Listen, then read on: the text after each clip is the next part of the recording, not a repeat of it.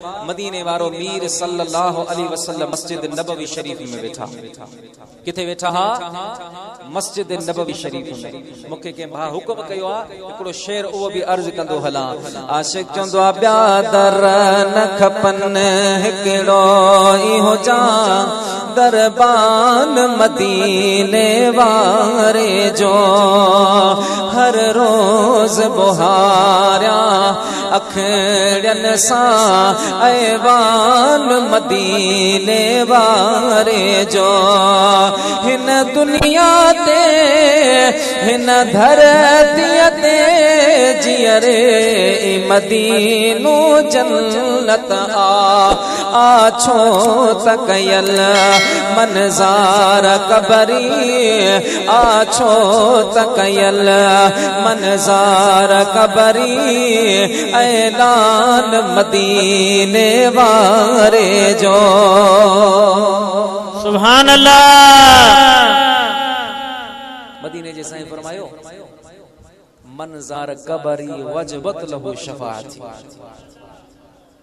जे मदीने पाक में अची करे मुझी रोजे पाक जी ज़ियारत की उन जे ला मुझी शफाअत वाजिब है। बी हदीस मन ज़ारनी बाद ममाती फका अन्नमा ज़ारनी फी हयाती औ कमा काल अलैहि सलाम।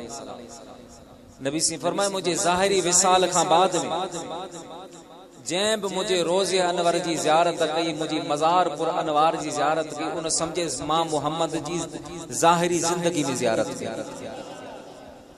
हां इते एकड़ो नुक्तो तुक बुधाइंदो हला। अब जेको ज़ाहिरी जिंदगी में नबी साईं जी ज़ियारत कई वो छा बनियो? असहाबी बनियो। छा बनियो? असहाबी बनियो। हां ज़ाहिर जो हिन वक्त में नबी साईं जे रोज़े जी ज़ियारत जो करे असहाबी नथो बनजी सके। तो साईं जे फरमान जो मकसद है मन ज़ारनी बाद ममाती फका अन्नमा ज़ारनी फी हयाती।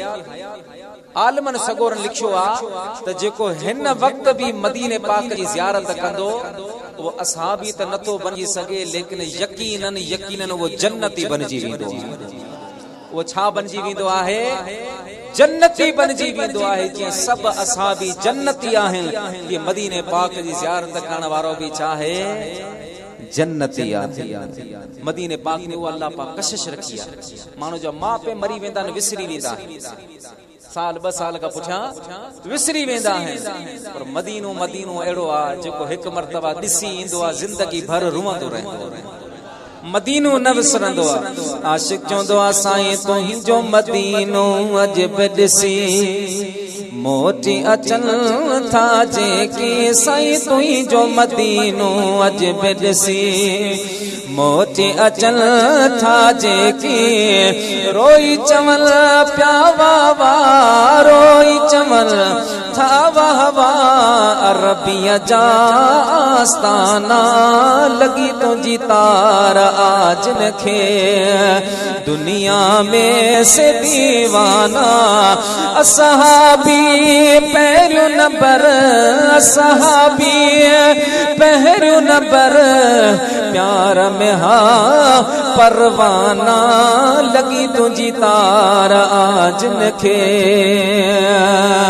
हजरत यूसुफ लाए होंदे हुए हिकड़े जुलेखा हैरा साईं हजरत यूसुफ लाए होंदे हिकड़े जुलेखा हैरा मदनी अलय मानो छा मदनी अलय मानो छा मलाइका बे आहिन मस्तान।